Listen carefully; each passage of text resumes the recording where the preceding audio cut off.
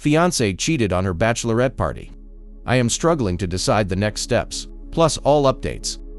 I'm sorry if this is just a bunch of rambling. I just need a place to write down everything that has happened and hopefully get some advice on what to do next. My fiance, 29 female, and I, 32 male, have been together for about 7 years now. We were supposed to get married next month. Before all of this happened, we had no issues with cheating or any big fights. This is the first time anything like this has happened between us. About 2 weeks ago, my fiance approached me and asked me if I would be open to us having a bachelor's and a bachelorette party. This was something that made me really uncomfortable. Personally, I believe that these kinds of parties only serve to encourage infidelity before a couple gets married, and that they aren't something I'd be interested in. I expressed that to my fiance, but she told me that if we did have them, they'd just be friends hanging out with us, celebrating our future wedding, and that we wouldn't have the stereotypical last night of freedom kind of party. After talking for a bit and establishing some boundaries, we agreed to have the parties on the same day, which happened to be this past Wednesday.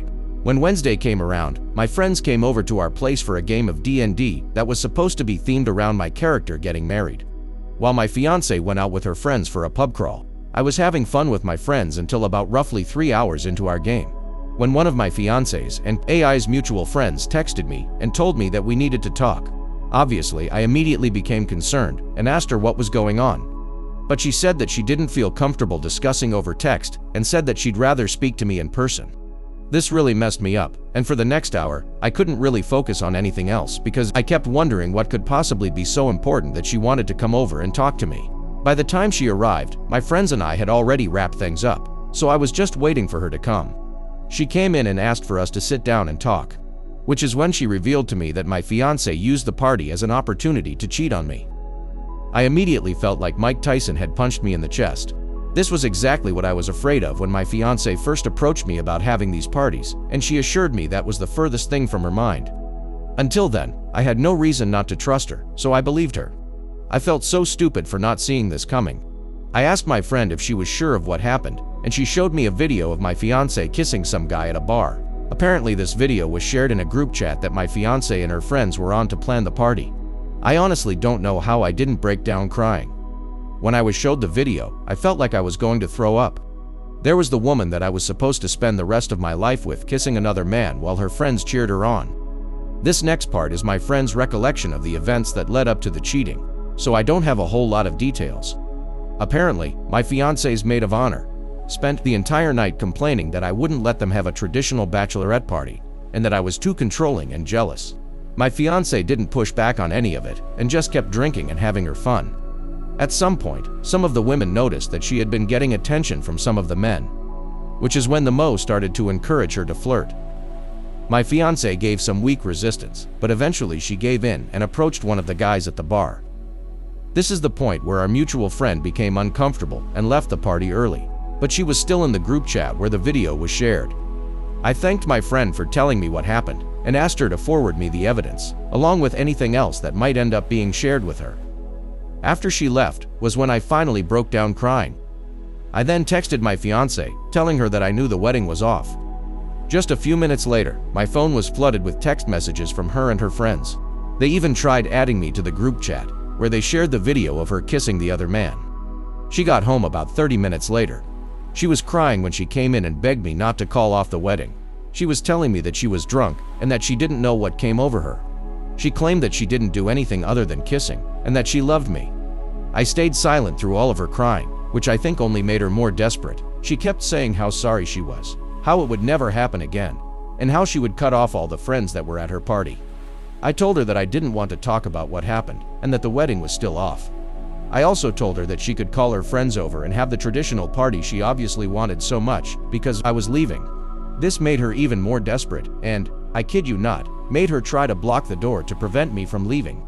I just stayed silent while packing my bag, then called my sister over and asked her if I could stay with her for a couple of days. I have now been at my sister's house for the last few days, calling friends and family to tell them that the wedding is off. I haven't told anyone other than my sister the reason. I just feel so humiliated. My ex has been calling and texting me every day for the past 2 days. My sister has been offering me support, but I just don't know what to do next. I feel so lost. Despite everything that happened, I still love her. Should I hear my fiance out? Should I tell people the reason the wedding is off? Is there any hope for reconciliation? Update. Didn't think that I'd be posting an update after everything that has happened, but a lot of people asked for it, and I feel like writing down some of this stuff might help with putting this all behind me. Not really looking for any advice here, just putting my thoughts out there. As I said in the last post, I called off the wedding. At first, I didn't tell anyone the reason, but as people here pointed out, it was something that I had to do if I wanted to get ahead of this. So I started calling people again and let them know exactly why the wedding was off. It was a fucking humiliating experience to tell people my fiance made out with some other guy while her friends cheered her on. But everyone has been really supportive, especially my parents and my sister. I also called my ex's parents, since they helped with some of the expenses of the wedding, and I wanted to let them know that they should try to get their deposits back. To my surprise, my ex's mother picked up the phone. She already knew everything that had happened. Apparently, my ex told them everything. I did ask her some questions to see just how much they knew, and everything seemed to line up with what I knew happened. They didn't try to make me stay with my ex or anything. As for my ex herself, she and I did meet once to discuss everything. She begged me for a second chance, and even said that she would cut off her friends who enabled her, and suggested that we could go to couples counseling.